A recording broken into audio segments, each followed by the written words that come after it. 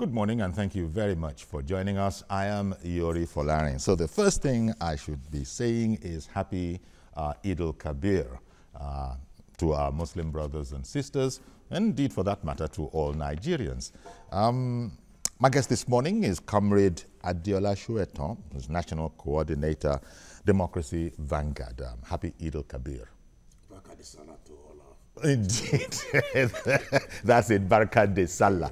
Well, the president has put out a message upon the occasion where the president is sort of emphasizing unity, that we need to put aside our differences and emphasize that which unites us. That is the Salah message of the president, setting aside our differences and uniting for the common purpose of developing our country. In one of the papers this morning, the president is reported as saying, well, paraphrasing it is one of the headlines, no rest until Nigeria sees that country of our dreams.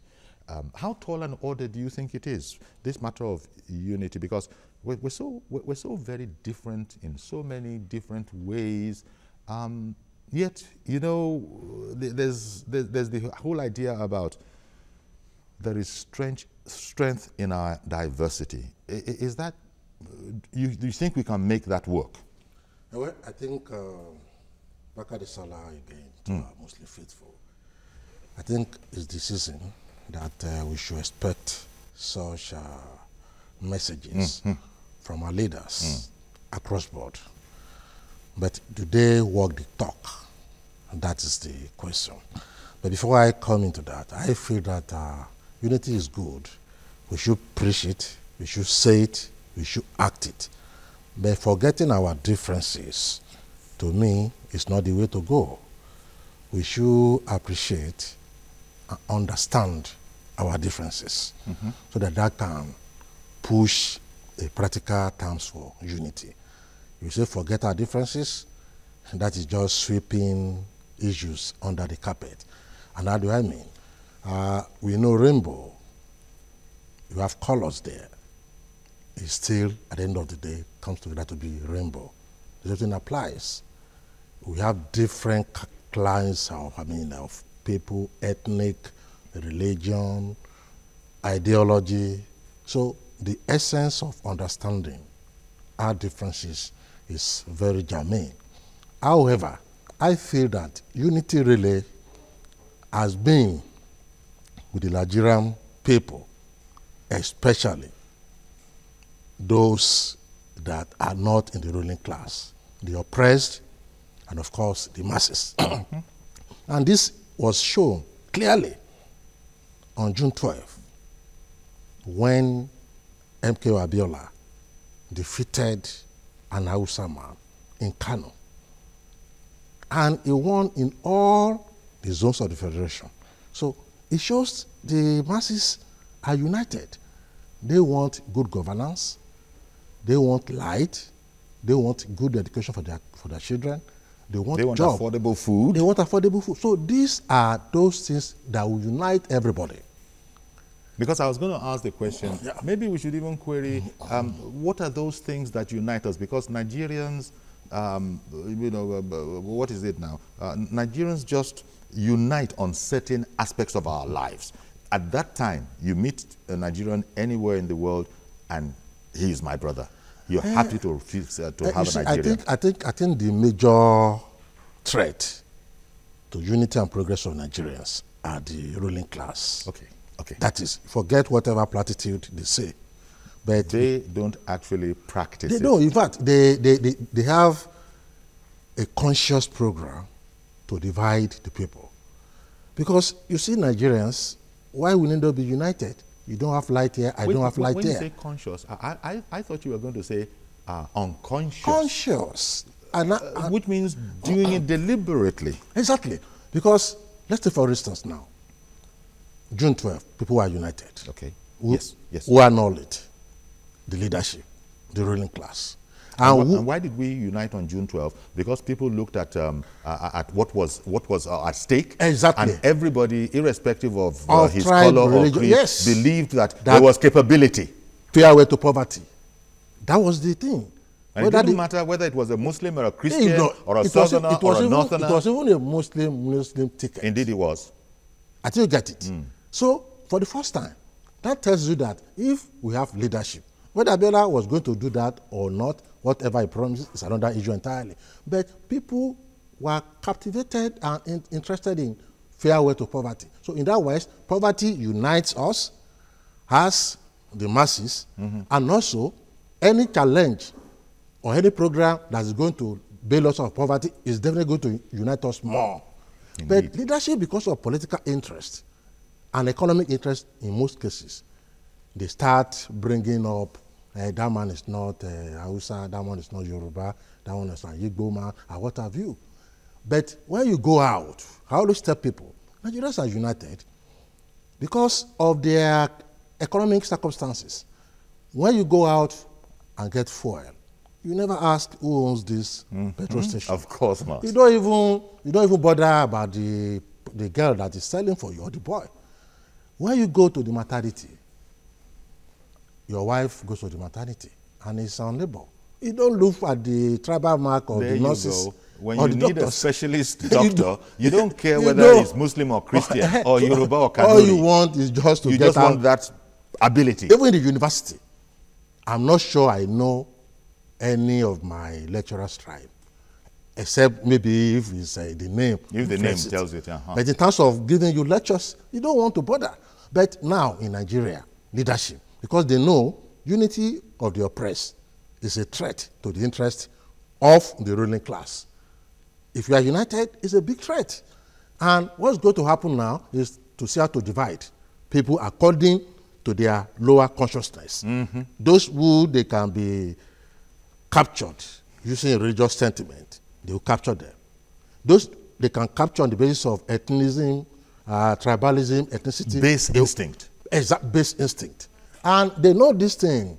It's not accidental because they have seen revolution. They have seen revolution everywhere in the past. And they've seen that unity of the people is a big threat. So that is why it's good that Mr. President has talked about unity. But diversity, in terms of forgetting our differences, I don't feel we have to forget it. No. We just have to understand it, appreciate it, and see the ways that everybody will be united on the basis of those differences wherein we agree to be united. You know, thank you very much, Comrade Dela. Take the South here, Southwest especially. Yeah. Very few families in the Southwest don't have a mixture of both Muslims and Christians. And there's very little, if any, division. You are united, something else unites you, being a member of that family. Yes. When the time for Christian festivities come, everybody comes to the family homestead, and the other way around. But it's a simplistic idea, and everybody can relate with that. But as you said, you blame the elite, you blame the leadership for causing much of these problems. Perhaps, well, certainly President Muhammadu Buhari is in part of the leadership. He's in the leadership, and he and other people like him, because you have to admit that there are many Nigerians in the leadership cadre who indeed are of the sentiment of the president, that we have to unite. Although you have said that, yeah, we must unite, but the setting aside, well, I don't know, maybe the way the president meant it is what you've just said. Understand it, appreciate it, and then put it to one side so that we can get on with the business of pulling together. Who cares how the national football team is made up? As long as it's going to be winning, and if anybody dared, if I'm a Yoruba man, and anybody dares touch a striker who is from north, south, east, or west, the coach will be in trouble. Exactly. The coach will touch you. So is this coach sane? You know, is this sane? Why did he take that guy out? That kind of a thing. Exactly. But how we now? I'm happy you mentioned that football. So base instincts taking over, I guess that's the work of the National Orientation Agency, although I hear that it probably isn't the best funded agency in this country. Maybe that's part of the problem why they are not able to work. Or do you not think that they have a crucial role to play in this, in as much as we need some sort of a catalyst to jog us to begin to think properly? Well, you know, NOAA is also an offshoot of MAMSA.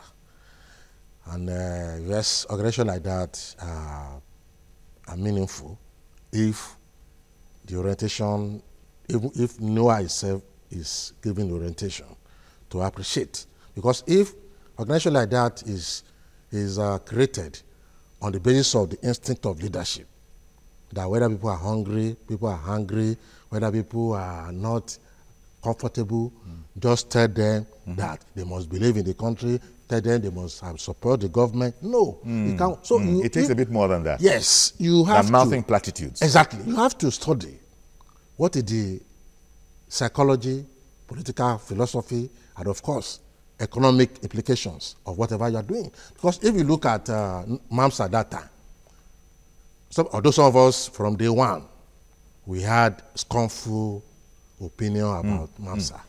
But mark you, we are different level of consciousness.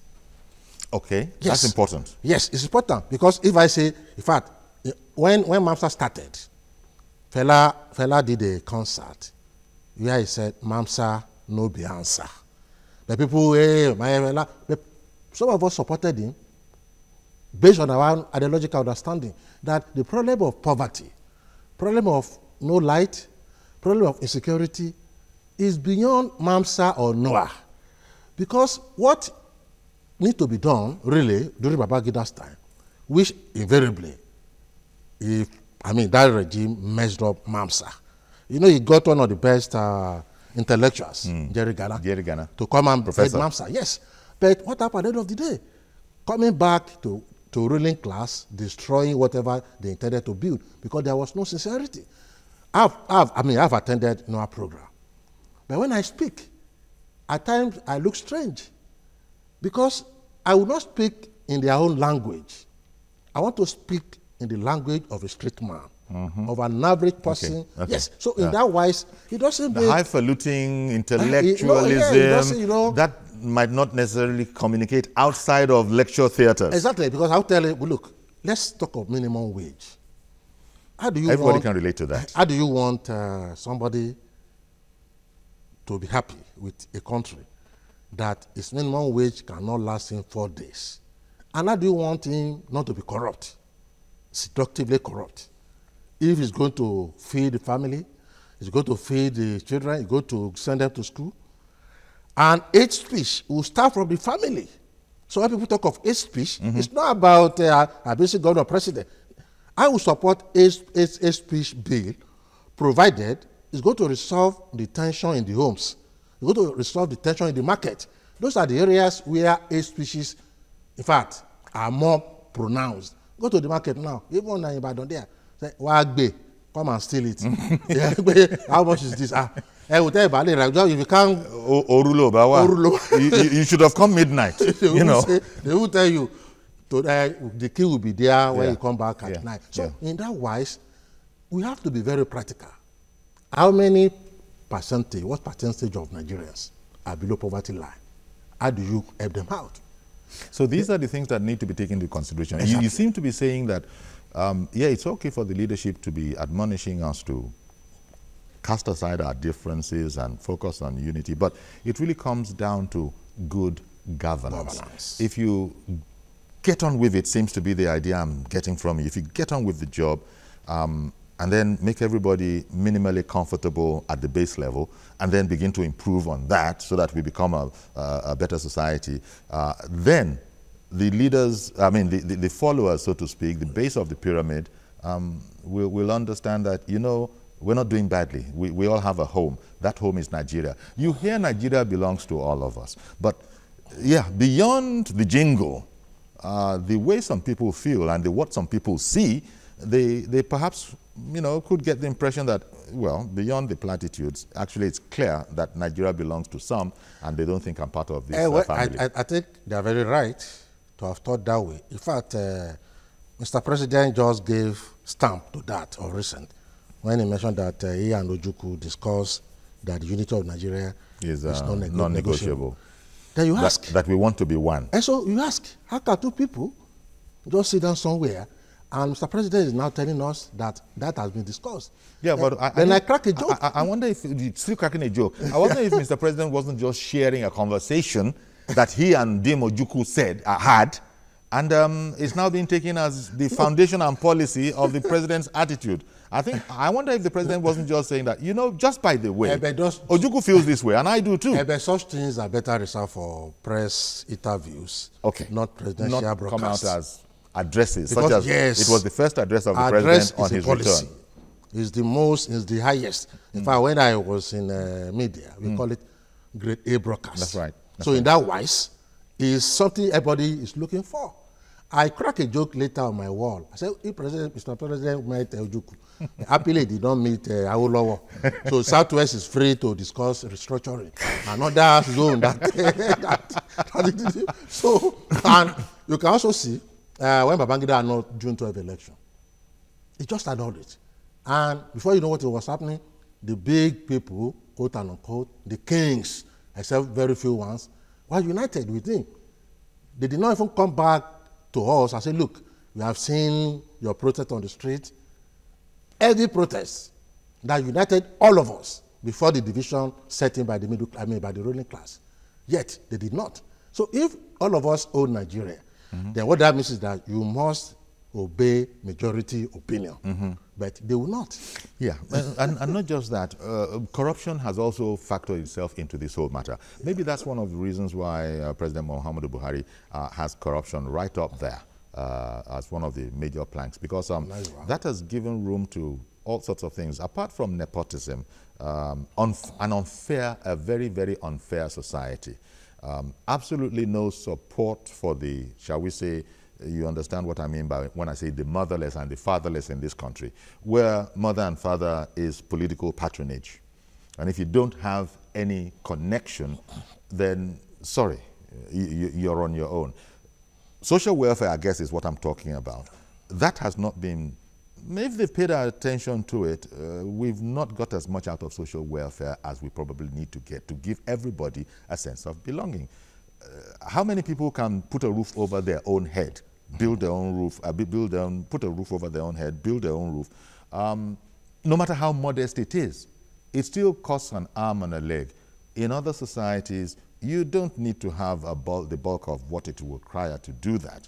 Mortgages and that kind of a thing, we are making efforts in those directions, but perhaps too little and not as fast as it should be. So it comes back to governance. When the president says, when Buhari says, there is no rest until we see the Nigeria of our dream, can we not take him in good faith that he and his team will indeed not rest, in spite of the opposition of the kind of arguments that we're making? I'm not talking about political opposition now. The opposition of the kind of, this is a non-political conversation. Yeah. We're just saying that it's bad out there. And nobody can pretend that it is not. To eat 3 square meals a day is tough. You're saying, how is that going to happen? Yet, as all of that is going on, you look around and there still are constructions going on all over the country. There is largesse. The National Assembly is not particularly sympathetic or empathetic, going by what they decide is fitting for them to take home. So the examples that people are seeing, I don't know if we're really walking the talk. Well, we are not new to leadership promise. In fact, if you look from our independence, you will never see any leadership that didn't have good intention. Okay. No leader will come and say, I don't have good intention, I'm going to deal with you, I'm going to embezzle your money. No. So what that means is that they may be good persons in reality. I think yes. They may. But when it comes to ideological understanding, the ideological philosophy of say, well, people should care for themselves. We want to privatize our commonwealth. So in that way, you have divided us because I cannot buy those commonwealth. My great-grandfather, everybody's grandfather, suffer for that commonwealth. You mismanage it, you cannibalize it, you sold it to your fronts and colleagues. So already, you have divided. There are these resentments. Exactly. There are these resentments. Because I just wake up, somebody was just telling me that National Theatre, just 2 days ago, yesterday, we are discussing how everything is almost going. A friend cracked a joke. I said, look, it's better for us to die now because if we continue to get hold, Nigeria may have been sold to somebody else. Now, National Theatre, somebody was just telling me that even now, they have trees growing on the path and bushes everywhere. I enjoy, in fact, the first Yoruba film I watched was at National Theatre. I was still Surulere. I was so happy. So how do I now drive past and see National Theatre? And I want to believe my leader or leadership is telling me they are doing what we expect them to do. Unity is about people getting together. I'll give you an instance. We normally say that cat and rats will never meet. Mm-hmm. It's a lie. A friend told me that when he was in Libya during Gaddafi's time, because I was there about 2 or 3 times, because food was much enough, that in their university, the best tourism for him is that he will go there and watch rats, fat fat cats, coming to the dustbin to eat together in unity. In unity. So the problem that... a humorous example of possibilities. Of a unity. You know, yes, possibilities. Because is the cat no matter how encumbrous. Is the cat stupid? When you see camel, fried chicken, fried camel, fried meat, at your back, and you start rushing. So the base instinct of the cat to hunt is sort of, as you hunt. Some assume that you don't need to do that. There's enough. How can you hunt? So it's a metaphor. What you're saying here is and a even metaphor. The rat you want to hunt is as big as you are. It's as big as you are. So when he said the guy, said when they finish eating, they will go. In the afternoon, they will come back and eat. So that tells you that unity is not about the proclamation or declaration. It's about systemic approach to working to make sure that you walk your talk, so that people will be united on the basis of what service they are doing. Do you think that by and large, the populace, and when it comes to election time, the electorate, believe in the sincerity of our leaders and can follow them like that? A lot of people heard back in the day, even on a regional level, what Chief Obafemi Awolowo was saying, and indeed they saw some doing, and everybody sort of, that's why all of the Southwest seems to be locked into Chief Obafemi Awolowo. There are dissenters, let it be said, there are dissenters, you know. But do you think we have those kind of leaders, and can the appeal stretch beyond the immediate area of origin? Well, it can. Leaders are not born. They are made, because it's about you thinking of your environment and see what are we going to do to make it better. To make it better. We had the cases of Lenin. We had the case of Trotsky when they did the socialist revolution 100 years ago. So it's about people thinking of, okay, what do we do? We have cases even in India. We have cases of leaders that look, even if I'm going to be poor, let people be rich, because I'm not going to take anything outside. So when you now have leadership, in fact, what is happening now is that leadership has become a commercial enterprise. Unfortunately. Yes, unfortunately. Wherein people just go there to make fast money. And it gives a psychological problem to the nation, to the citizen. Your friend is just a commissioner 2 years ago. And you see how his life has changed. He has even packed out of the area. Yes. Unlike leaders we hear of, even in other places in Africa, that come off, the seat, so to speak, and you see that they are just like the ordinary person that was before they went into high office. I'll give you an instance of Chief Ajasin, late, blessed memory. Uzo, I'm coming to you, please. 1 second. In fact, let me go to Mr. Uzo. Good morning, sir, and thank you for calling in. Barikade Salah. Yuri and the guest in the studio, Barikade Salah. Barikade Salah. I must say that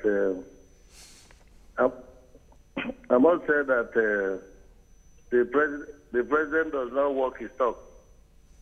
Because look, he just made 15 appointments in NNPC, and all the out of the 15, nobody from Southeast. If you can't talk peace without working it. Look at it, when the security in Nigeria meets to make decisions. Nobody from Southeast will be there. From Chief of Army Staff, look, you can't isolate the people and expect them to keep quiet. He talks about hate speech. What brought about hate speech? He started it in an interview in CNN.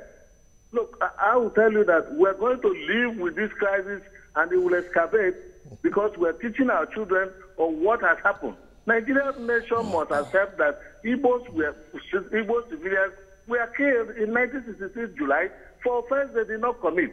That was a genocide. We have to accept it, acknowledge it, just like they did in Rwanda. So we can move on from there.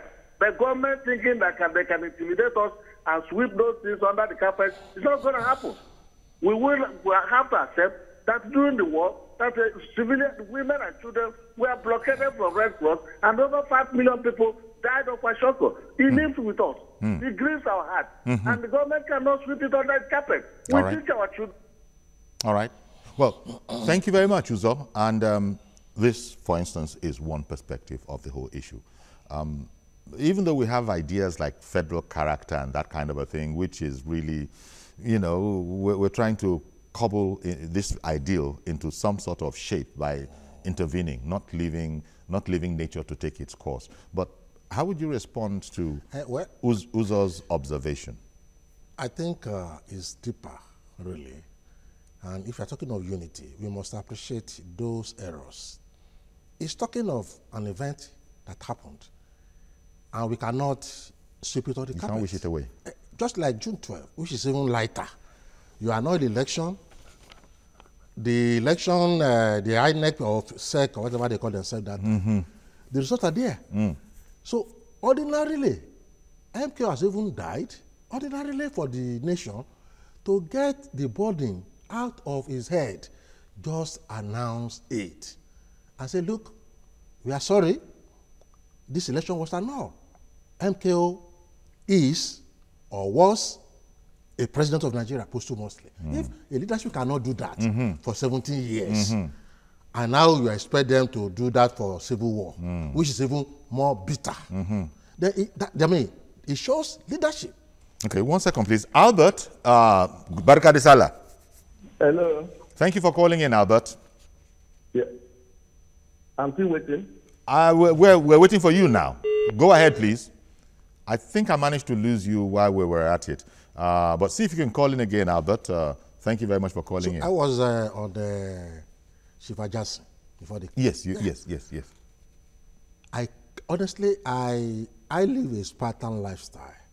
But when I saw a former governor's house, I was shocked, and I appreciated it.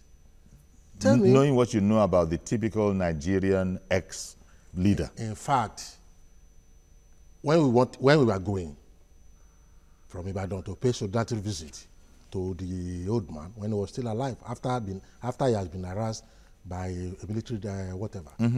So I was even telling people when they said, well, let's eat at Ibadan. I said, well, maybe they will host us that. But we hate in Ibadan. It's only God that saves us. When we go to the house, you know this television, this open and close. Yes. That was what I saw there. You know this setting that people push the clothes, wash it. Yes, I remember. And you put your cushion inside. Yes. That was what I saw there. They managed to give us granite and Fanta, which we gladly accepted. Because when we saw the old house, I thought that this man, former governor of a state. As opposed to the opulence that you might have expected. Mr. George, good morning, sir. Yeah, okay, all right. Barika de Sala. Same to you, and good morning to the guest.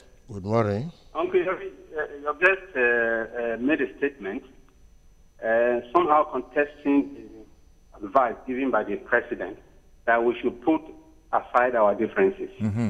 I don't know if he's doing that for political reasons by finding fault in the statement, because I know he is also a member of a political party struggling to become the leader of Nigeria one day. But for me, I don't see anything to be faulted in that statement. You must have to put your differences aside when a corporate objective is concerned. For example, in a family, there are differences among the members of the family. But when it comes to family matters, they get together, they put their differences aside and, champion the cause of the family for that purpose. In the office, it's where you are working. People are employed from different backgrounds. But when they are in that office, they put their differences aside and pursue the corporate objectives of that organization. I think it is in that sense the president is saying, let's put our differences aside and pursue the objective that will bring our nation to peace and progress. I don't see anything that is wrong in that. Okay. Mr. George, stay with us for a moment if you could. Yes, sir. You know, I think perhaps he was emphasizing the walking the talk part of it as well. Yes.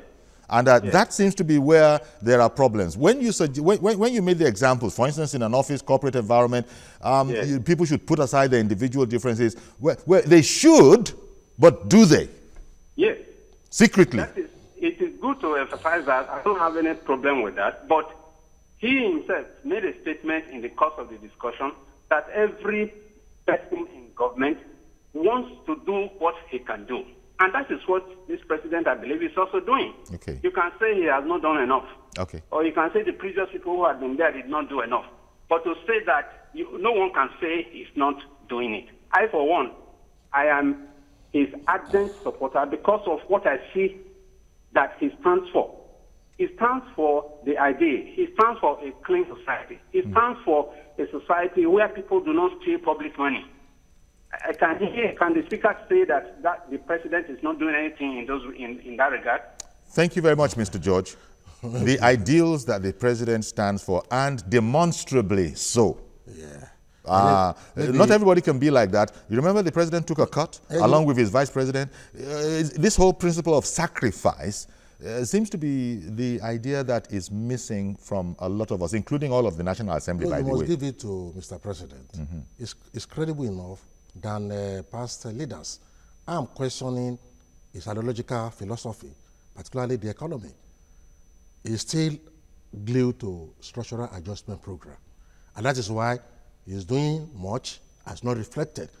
Because if you privatize, you continue to commercialize, you continue to devalue, you continue to commercialize, and of course, allow few people to own Nigeria economy. They just about less than 100 people owns over 80% of the economy. But when you said that is perhaps why what is being done is not much, there's another side that would say it's not so much it's that it is not meaningful or substantial, even if, well, maybe it's a contradiction to talk about substantial and modesty, but what I mean is that you can't do everything in a day. No, and, Lai Mohammed the other day, and before Lai Mohammed, who is just the Minister of Information, had said that facts are being omitted. Things are not being fully reported. Advantages, they're not being reported as a result of hate for the administration in charge.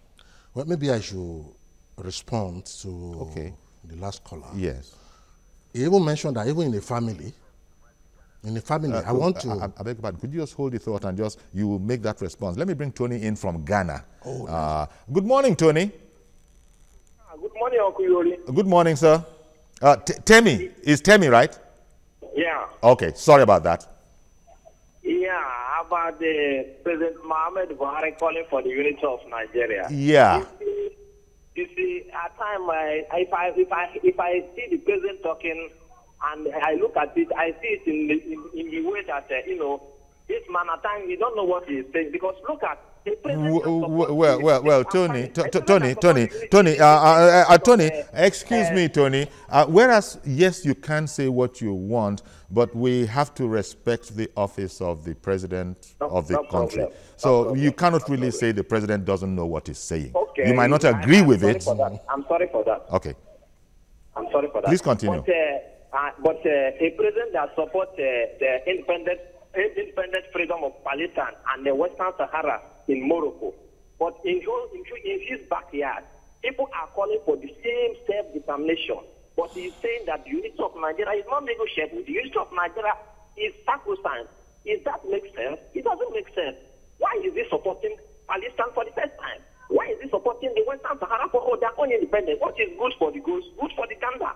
If president is so really, because he made that speech in the front of United Nations headquarters, when he said that the people should respect the right of indigenous people to determine where they're supposed to belong. But now, the indigenous people of Biafra are determined that saying that they want to be in Nigeria. All right, thank you very much. Thank you very much. You made your point. Thank you very much. You've made your point. Yes, we see where you're going. Well, the last caller mentioned family, and I want to start with that. Mm-hmm. That I insist, you must appreciate our differences so that we can unite better. If you call a family meeting and you have Muslims, Christian, traditional worshippers, and you want to cook, you want to host your own family, you will not cook pig or pork. You won't cook pork? Mm-hmm. As a menu. Mm-hmm. Why? Because you appreciate that you have a Muslim family member. Mm-hmm. What the head of family has done is to do what? To appreciate the differences within the family. So you cannot, that point to me is not contestable. You must appreciate our differences. That is why you go to the north, you cannot enter some houses where you have their women.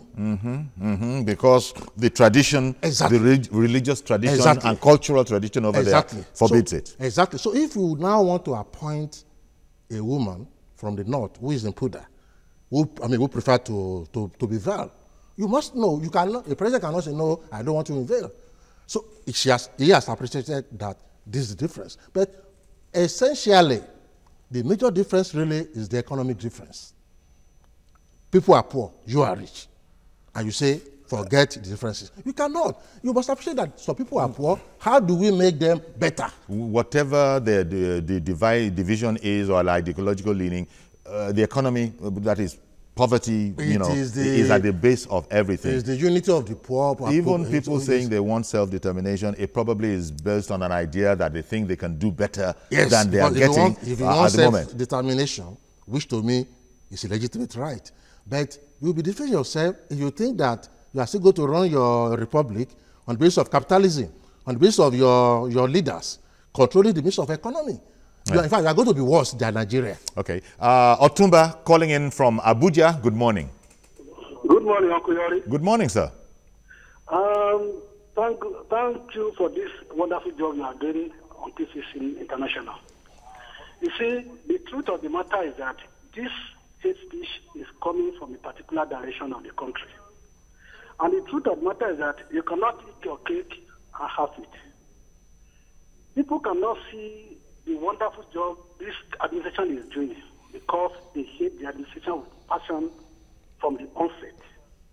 People have closed their eyes to the wonderful job in terms of anti-corruption work. I tell you, if you can solve the problem of corruption in Nigeria, you have actually solved 80% of our problem. And I want to tell the land of Baba Buhari that people should join hands so that we can move this country together for once. We are better united as a country than we want to divide ourselves. And let me tell you, the cost of prosecuting a war is more expensive than prosecuting a peace. Yeah. So I want to call for a peace in the spirit of Baka the Sana. We should all join hands with Baba and move country. And you can fault Buhari, you can call him a sweet, you can call him a landed, but the fact that the man is upright is incorruptible. You can never take it from me. Okay. Good morning and God bless Nigeria. Thank you very much, Otumba. And it's like Otumba has just said, nobody can say the president is not showing enough example. Yeah.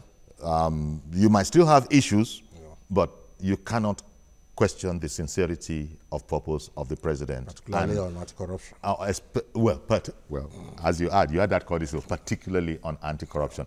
Okay, stay with us. We'll take a break just to bring on another guest. We'll be right back.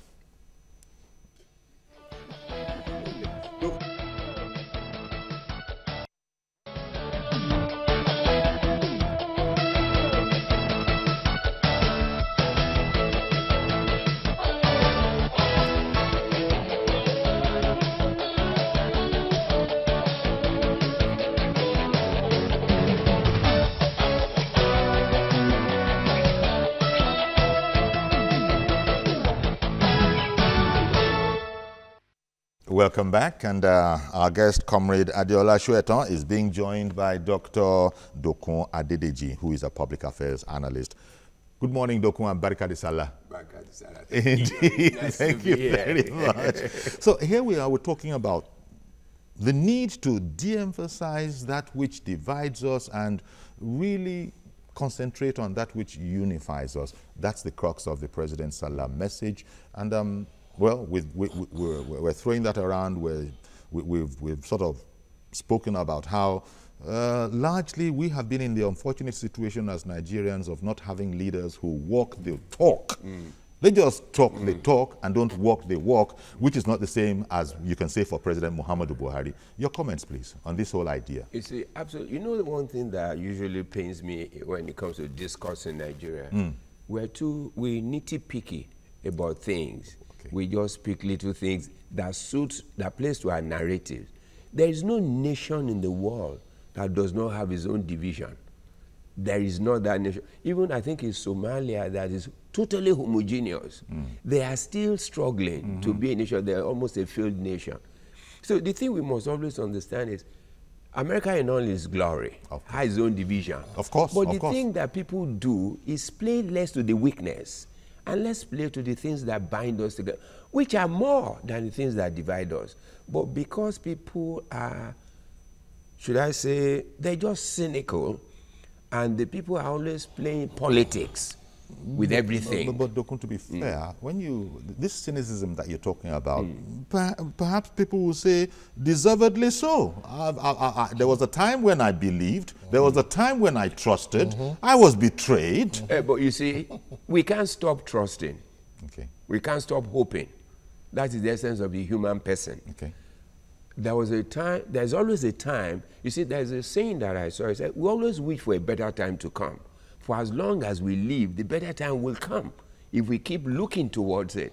So for people to become cynical, criminally cynical, I would say, in the sense that, oh, because I had trusted before. Yeah. We trust our family members, they fail us. They betray us. They betray us. But that doesn't make you stop being members of the same family. The thing is, as a people, we must learn the things we preach. This is Salah. We're Muslims, we're Christians. Do we preach the things that we sermonize about? If we do, the whole world will be a better place. Our nation will be better for it. I'm not saying we don't have difficulties. We have challenges. But it is not by dividing ourselves that we will overcome the challenges. Coming back to the other comrade, this is the problem right there. Because even before coming on this program, even before Salah, just about everybody in the world recognizes the 10 Commandments. How well is that kept when we know that God commanded that one? This is, if you don't read anything in the Bible, I heard somebody say that if you don't read anything in the Bible, just go read the 10 Commandments. It's actually a summary of the entire Bible. Two commandments now. Which is? Love your neighbor as thyself. And yes.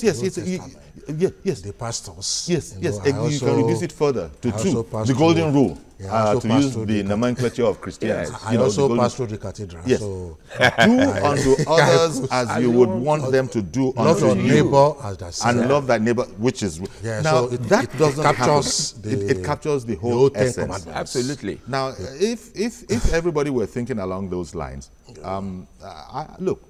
Mr. President is a man. He's a human being. Nobody's saying he's perfect. But that whole idea, he seems to be at least visibly doing one of the more prominent Nigerians that is showing that there are things that are important in our aspects, and that's unity. That is this whole matter of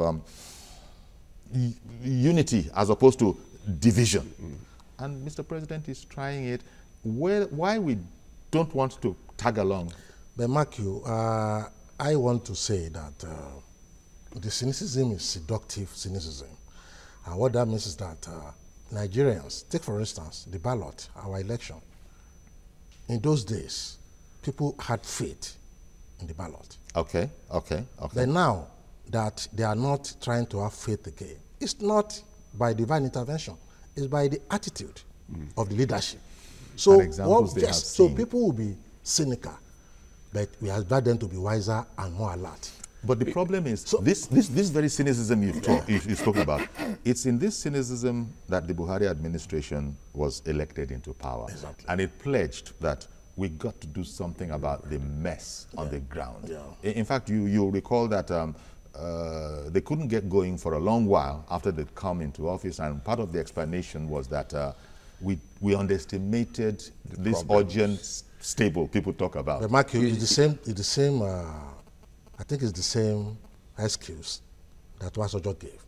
There's no government in this country. By the time Buhari leaves now, if opposition takes over, they will tell you that still playing to this cynicism that you're talking about. No, they will tell you that's what they will do. So Buhari, no doubt, as a person, is somebody that is over and above his contemporaries. And is determined to succeed. Yes, in his objective. We must allow him to succeed. Support him, not allow. We need to support him to succeed. We must give a critical support. Okay. By telling him the real fact. Okay. If he's still attached to structural adjustment program, neoliberal policies, his success is going to be more difficult. More difficult. Okay. You see, the thing I see is this. People have opportunity of choosing what they feel. Let me give you an example that just happened this morning about people building the destiny they want. The Supreme Court in Kenya just nullified the elections, that a new election in 60 days. Can our Supreme Court do it? You see, the thing that we're missing in this country is this.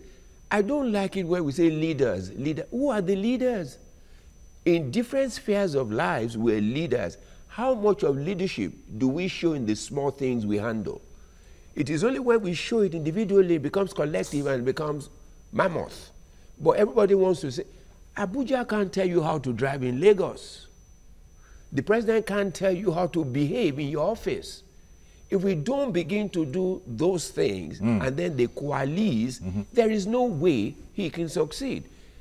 I'm not saying people should not be cynical. Okay, because I was going to say cynicism is fighting that. Yes. You see, the problem is this. For how long shall we remain cynical?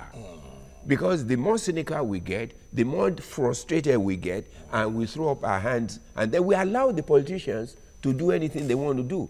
We have to be active citizens. As a comrade has said, we will support the president. We will tell him how we feel. But everybody must know, because I don't like something does not mean the whole nation does not like it. It doesn't mean the whole, and it doesn't mean he has not done anything at all. Every president has done something. Yes. Okay. Please. Yes. From Babangida. Yes. They've done something. But because they're elected to do something. Yes. Or they force themselves to, they do go to do something. Well. Teachers are employed to do something. Well, yes. So what I'm saying in essence is this. Yes, Mr. President on the anti-corruption fight is marvelous. But if the system, even the economy. Sorry, Exactly. I know you are concerned about the economy. Because even the economy, there are gains there. Absolutely. But what I'm saying is this: as we speak, less than 100 Nigerians, according to the statistics now, hold over 80% of Nigerian economy. So how can you? And you want to fight poverty? It's not possible. I wonder what the Bureau of Statistics will say about that particular. No, they even, in fact, it's even worse. In fact, it's Bureau of Statistics will mention it. You know, and the other international agency. Okay. You see, my challenge is this. True, these things are there. Well, how did they come about? I mean, we can see what Diziani alone had done. Yeah. We take those people to court, and what happens when we get to court? Now, you ask yourself, what system will allow a Diziani to stay like that? It's the capitalist system. No. So if the president is sick, no. You ask yourself, what system will allow people to steal? No. Steal. You see, what? The challenge is not about the choice of capitalism or socialism. Every nation, look, we all know democratic principles allow certain things to play. And capitalists, it depends on what you choose to do. We see examples all over the world of socialism, but some people, I mean, in Kigali, Burundi, Paul Kagame is there. It's the same capitalism, but it depends on the truism of leadership. It depends on, do people have an eye to legacy? If a man has an eye to legacy, we're talking about World War today. So that's why I went back. You know, you hadn't come when we were talking about the orientation, our orientation as a nation. Jude, you're going to be our last caller. Good morning. Barikade Salah. Good morning. Good morning. Thank you for calling in. Good morning, Kiyori. Good morning, sir. Yes, sir. Please, I just want to comment a little for what is going on. Sure. please, Uncle Yori, let us live a life of princess, pretending that all is well. And we all know that all is not well. Well, Jude, I don't want to argue with you, but I don't think the president has anywhere pretended that all is well. Just an observation. I've not mentioned any person's name. I've not said president. Oh, I see. People. Some people thinking all is well.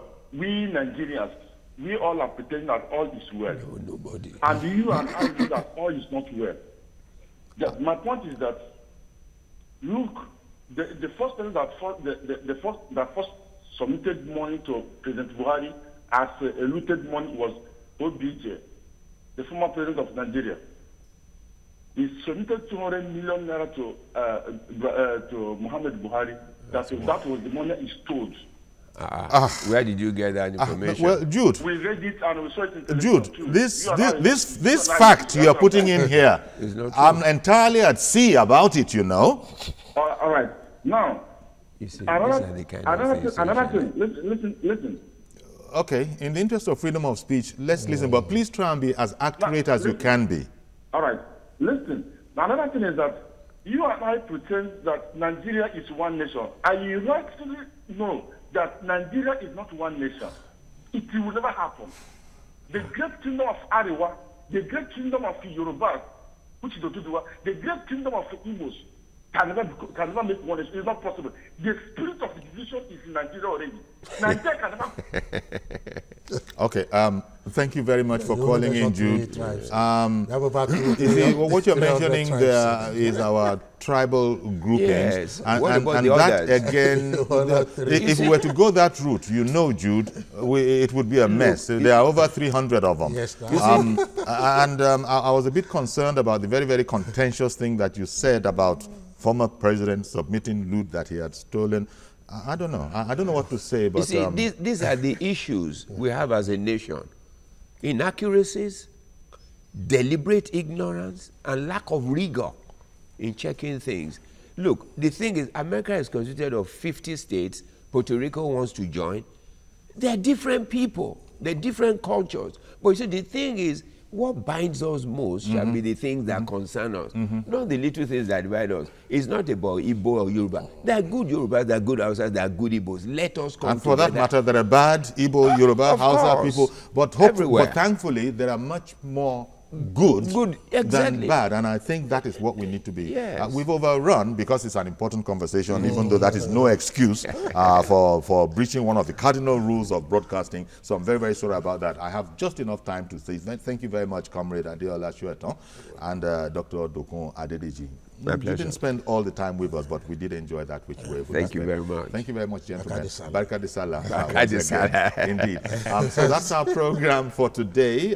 And because you know we don't do weekends, Monday, God willing, I'll be back with a fresh edition of the program. I'm Yori Folarin. Barka de Salah again.